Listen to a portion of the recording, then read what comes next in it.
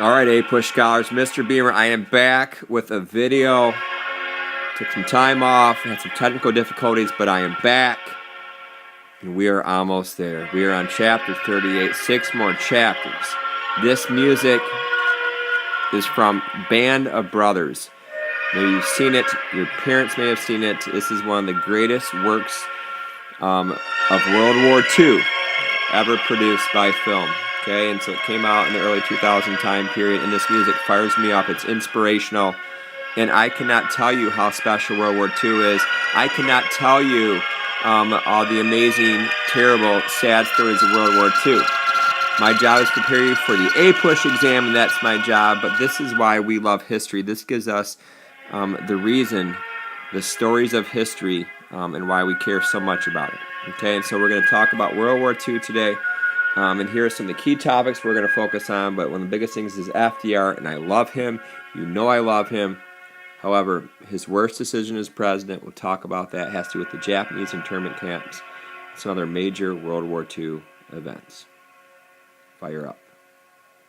All right, the first section reading is the Allies trade space for time. All right, Pearl Harbor happens at the end of 1941, going into 1942. What is America to do? And we had to decide, are we going to use our resources for the Germans or the Japanese? The United States decides to get Germany first. That is our strategy to help Britain and the Soviet Union fight against Nazi Germany.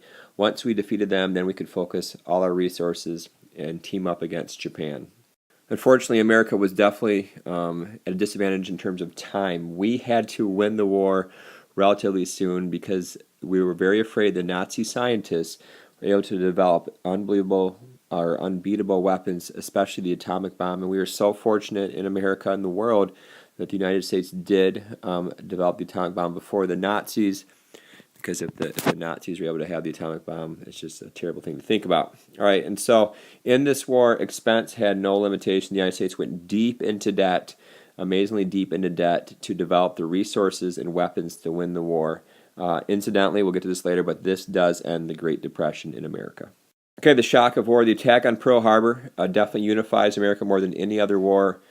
9/11 definitely did unify America against terrorists, and so that's, I guess, a similar event. But this is, in terms of wars, was the biggest unifier ever.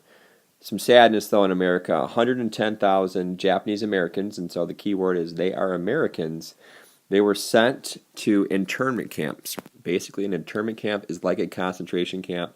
However, it's not as bad as the Germans. We did not kill the Japanese Americans, but they were put into prisons because they had Japanese ancestors. And only several hundred Germans and Italians were actually in internment camps. So definitely the Japanese Americans faced the worst discrimination. Highlight this, a must know, and I love FDR, but Executive Order 9066, this executive order made the internment camps happen. So this caused the 110,000 Japanese to leave all their property, leave their homes, and forced to go to these concentration camps. Most of them were located in the mountains, in the Rocky Mountains, away from most civilization. A very sad event. The Supreme Court, were they going to actually support FDR's decision or reverse it? The Supreme Court supports this executive order, and so this Supreme Court decision highlight this. Korematsu v. United States, 1944, allowed and upheld the Japanese internment camps. And again, these are Americans put into prisons because they're Japanese. In 1988, the United States government said sorry, and we did give, if you were still alive 40 years later, $20,000 to each camp survivor. So they got that going for them. Right? Many of the New Deal programs, lastly, were wiped out by the more conservative Congress in 1942, which somewhat understandable because the war did cause massive deficit spending, and the economy does start to revive, so the programs are not needed as much. All right, a lot of things you need to highlight in this. These are just terms. The economy is important to know in A-Push during World War II. All right, so the wars are very expensive. Highlight this. The War Productions Board is a government agency. Basically, it tells manufacturing what to produce. Told manufacturing that we can't make cars anymore, and limited imposed speed limits on highways, gasoline rationing as well to conserve resources. So the key thing we want to add this is our government got very involved in World War II. Not so much in World War I, But in World War II, our government was very involved in the economy. Another example is the Office of Price Administration. Highlight this. Basically, it controlled prices in America. Supply and demand didn't rule the prices during the war.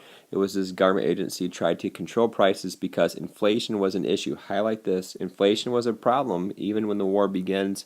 The economy is picking up. More people have jobs. They're spending money. Prices are rising. This is a bad thing. So the government tries to limit inflation during the war.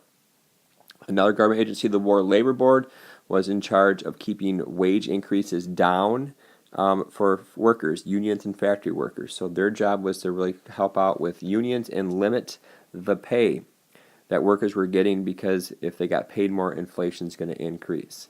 Also, this is a kind of important thing as well, labor unions did grow in size during the war. So there was definitely an increase in the number of union members. But the good news is there was less strikes. Less than 1% of the strikers went on strike in World War II. That kind of shows that most Americans were on board with supporting the war effort. And the last thing I would highlight, a lot of terms and events. The Smith-Connolly Anti-Strike Act, 1943, forbade, if that's the word, strikes by the federal government. The federal government could take over any industries where the workers went on strike. So if you went on strike, the government's going to take over that, put people in place, because we needed all efforts to help win the war. This is a visual in chapter 38, and it shows FDR's Four Freedoms, very famous painting in American history. And basically, FDR gives this speech January 1941. This is before Pearl Harbor. This is right around the time of the Lend-Lease Act is passed. This is FDR's reasoning why we have to get involved and not be isolation anymore. We need to protect people's freedom of speech and freedom of worship. So in America, we have this right. This is a famous image of people having the right to speak their mind in America. Worship is very important to many Americans, but also the freedom from want and the freedom from fear. Okay, and so these are the four freedom speech. This is why we are fighting World War II, and it's very clear, and most Americans definitely supported FDR's four freedoms. Okay, here's the next section, and let's talk about men. 15 million men enlisted in World War II. But many women also enlisted. Close to 250,000 of women enlisted. Now, they did not fight in the war. They were in non-combat duties, but they did form parts of the military. They had groups in the Army, in the Navy, and the Coast Guard. So women played a big role in helping the war effort by enlisting in the military. A must-known aid push, the Bracero program. 1942, highlight this. Our government, the United States government, makes an agreement with Mexico, bringing thousands of Mexican agricultural workers to the United States. And when you think about this, I want you to think about California. This is where many of the Mexican workers came up to work in the farms. This helped produce the food necessary to help win the war effort. Also, more than 6 million women took up jobs outside of the home. So they left the home to go in the factories. And I need a woman. What is that special young lady? She is the symbol of women's role in World War II, pride in American women. What's her name? Rosie. Rosie the Riveter is the symbol of World War II women doing their part to help win the war effort. The government also played a role in trying to make it easier for women. The government created 3,000 daycare centers so women could go to work and their children will be taken care of in these daycare centers. Okay, unfortunately for women that wanted to work, many of them had to leave the workforce after World War II. Many of the GIs, the soldiers, came home, and so 2/3 of women left the labor force, and many of them were forced out by employers and also unions who wanted to give jobs back to their union members. I would highlight this post-World War II, and most of you know this, after 1945 to about 1960, for 15 years, we begin the baby boom era. Okay, and it's the widespread rush of women back into suburban domesticity. Okay, many women probably did like this, but many women in America hated this, and they hated that they had no choice in deciding if they could work or if they stayed at home. Basically, they were forced upon by society. Lots of important information, wartime migrations, a ton of stuff here to highlight. I would highlight the Sun Belt. I'll look at this map on page 854. If I have time, I'll pull it up here looking at the migrations across America during World War II. I think it's very important. Most people were moving to the south and to the west. They're leaving the north. However, African Americans were leaving the south, causing more tensions in the north over housing and employment. So remember World War I, the racial tensions. Anybody have a city? The race riots of World War I, have a city in Chicago. So racial tensions in Chicago because more African Americans are moving into the city. Highlight this person, A. Philip Randolph. He was a black leader during World War II, and he proposed, it never happened, a massive Negro March on Washington, which we do have 22 years later in 1963 with MLK Jr. Love him. But this guy, A. Philip Randolph, wanted equality, equal opportunity for blacks in the workplace. It never happened, this march, because FDR and Congress did create an agency to try to promote fair practices called the Fair Employment Practices Commission, the FEPC. Highlight this one. Try to discourage racism and oppression in the workplace. Had some effect, but again, many African Americans are unhappy, and they're going to continue to be unhappy as we get into the civil rights movement, and that's the movement that's coming in the 50s and 60s. Highlight this. Double V is the rally cry for many African Americans. The double V, the first V is victory over dictators abroad, especially Hitler and Mussolini. The other victory is over racism at home. So this is a rally cry during World War II for African Americans. Okay, so it wasn't just African Americans feeling the discrimination. It was also other groups, Mexicans and Native Americans. I'm going to highlight the Mexicans. The Zoot Suit Riots, 1943, highlight this. These were many Mexicans that came up to America because of the Bracero program. The Bracero program on an earlier slide said Mexicans are going to come up work in the farms. And so they started to rub the races with the Mexicans and the white Americans. And so this caused race riots in Los Angeles called the Zoot Suit Riots. There was some violence there. And the second one was the Detroit Race Riots, 1943. Highlight that. Killed 25 blacks and 9 whites. And we're going to talk about race riots later in 1967 with the city of Detroit during the Civil Rights Movement.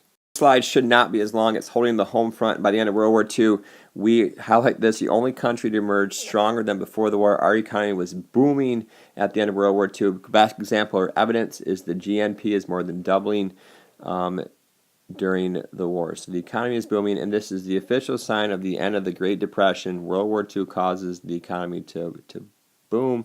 The Depression is over. However, the price controls were lifted by the government at the end of World War II. Remember, the Office of Price Administration tried to set prices and set price freezes. So the problem with this at the end of World War II is that inflation does increase dramatically, up to close to 33%, which is quite high. All right, so World War II does end the Great Depression because of the massive amounts of government spending. It spent so much money on resources and weapons, got people jobs, and the economy boomed. Who is smiling about massive amounts of government spending? What's his name? Who's got a poster of him? John Maynard Keynes. Okay, so Keynesian economics actually does work out during World War II, but the problem is the cost of the massive spending was $333 billion. Thus, we have a huge national debt skyrocketing from $49 billion to over $259 billion, so it went up 5 times in the 4 years of the war. Was it worth it?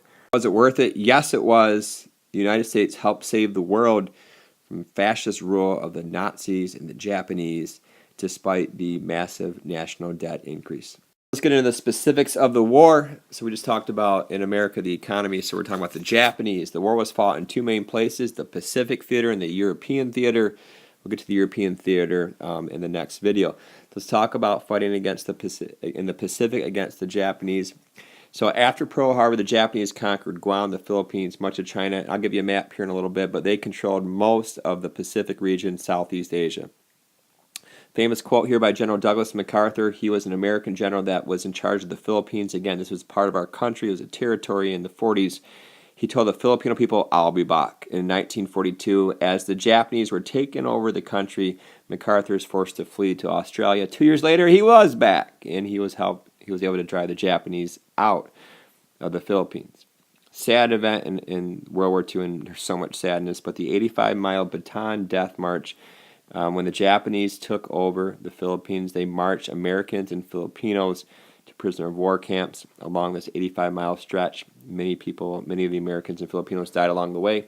85 miles, that's a forced walk. That's like going from Hudsonville to the other side of Lansing. So you're walking that far nonstop, and it was just brutal. And it shows part of the brutality of the Japanese soldier. All right, Beamer and A-Push, what do I need to know about battles? I need to usually know the first, the last, and the turning points. And in the Pacific, the turning point is the Battle of Midway. So it's a must know. The Japanese, 6 months after Pearl Harbor, tried to take and failed to capture the U.S.-owned Midway Island. Very important. Midway is halfway between Asia and California. And if the Japanese could take Midway, the next step is Hawaii. Then after Hawaii, the Japanese could try to attack the United States mainland. So this was a turning point battle. And why is it a turning point? Because after this battle, the Japanese are on the defensive. Highlight this. The rest of the war, America is going to be on the offensive and start to push the Japanese back towards its homeland. Highlight this term. This term look familiar from 10th grade history. Island hopping. This is the tactic used by America in the Pacific Ocean. Basically, we would attack some Japanese islands, but we would bypass others. Okay, and that would save men. It would save resources, and eventually the islands we passed over would be starved off from lack of resources. The final section kind of ties into the previous one. So after Midway, the island hopping strategy is successful, but the fighting against the Japanese was fierce. Interesting fact, here's something to keep in the back of your mind. The Japanese never showed signs of surrender despite the heavy losses. So for every one American killed, 10 Japanese were killed. So it was just awful fighting, and the Japanese lost so many soldiers during World War II, but they never quit until the very end with the atomic bombs. Oh, I got a slight typo here. It's supposed to say, so there's lots of battles in the Pacific. We're going to focus on 2 in the next video. The 2 most important ones besides Midway. One is a famous statue in Washington, D.C. It's huge. It's amazing. It gets me fired up. Iwo something. And then the other one's Oka something. So we'll get to these 2 battles in the next video. So lastly then, by June 1944, around the time of the D-Day invasion in Europe, we'll get to Europe on the next video, the United States is close enough to bombing mainland Japan, and that's eventually what we start to do. And then by the summer of 1945, we do drop the 2 atomic bombs on the Japanese. Lastly, these are some of the major events of World War II from 1941 to 1943. Most of them we've covered in this video. Some of them have to do with Europe that we will cover in the next video, like North Africa, and some conferences as well. But basically, these are the 1941 right here, 1942, 1943. So these are the major events. I would just keep in the back of your mind to kind of give you some change over time and continuity during World War II.